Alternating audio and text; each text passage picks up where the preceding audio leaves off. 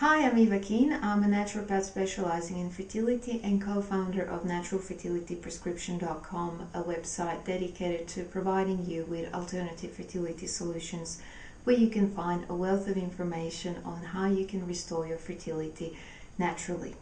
Today I'd like to talk to you about what are your chances of getting pregnant at the age of 38 and over. And before we look at statistics, which are not that promising, I would like to mention that most of the causes of age-related infertility can be addressed and successfully treated naturally. According to the Human Fertilization and Embryology Authority in the UK, a woman's fertility drops as she gets older. So at about 35 years of age, a woman's fertility is half of what it was at 25, and at 40 it's again another half of 35. So as you can see, fertility takes a rapid decline as women age. For men it's not as drastic as for women, but male fertility also tends to decline with age. And the most common reasons or causes for age-related infertility are poor ovarian reserve, hormonal imbalances, problems with cervical mucus, chronic conditions such as PCOS, endometriosis, hypothyroidism, and diabetes and other metabolic conditions, and asymptomatic infections such as chlamydia. And the good news about all of these most common causes of age-related infertility is that they can be successfully addressed naturally. So let's have a look at each of these in turn. Ovarian reserve, poor ovarian reserve. Women are born with all of their eggs, and the eggs are in their primordial form, so they're not the form which you ovulate every month. Eggs take about 111 days to mature properly from their primordial form, and during this time the body uses nutrients as building blocks to help eggs reach their mature form. And if you don't have enough of these building blocks present in your body, or if your body has been exposed to lots of heavy metals, phthalates, pesticides, xenoestrogens, which most of us have been, which tend to accumulate in your body as you age, then a lot of these nutrients are displaced and your nutrient reserve is fairly low. And in addition, all of these chemicals can bring your hormones into chaos and disorder. And hormones are like conductors in a big orchestra. They tell your cells what to do. Now, if they're not in balance and if they're not synchronized with each other, then you will end up with hormonal imbalance and your cells will be behaving in an odd fashion. So you can't expect to produce healthy eggs and sperm in such conditions.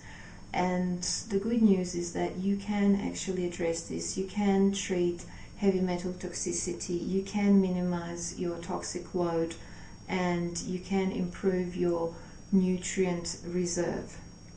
The next point is hormonal imbalances. So as we just looked at these toxins which act as endocrine disruptors, if your hormones are imbalanced, then your cycles can become irregular, and you may or may not ovulate. You may have really long cycles followed by very short cycles, and all of this stems from hormonal imbalances. And once again, this can be successfully treated and addressed with specific herbs and nutrients and certain dietary and lifestyle changes.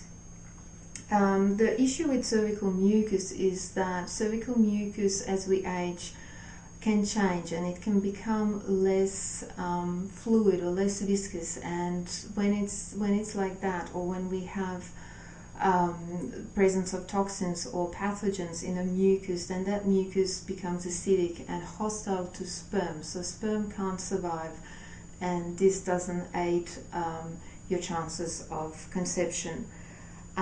Chronic conditions such as PCOS, endometriosis, thyroid problems, diabetes, and so on are considered chronic because there is no drug that can fix it overnight or in a few days, like antibiotics can clear up an infection.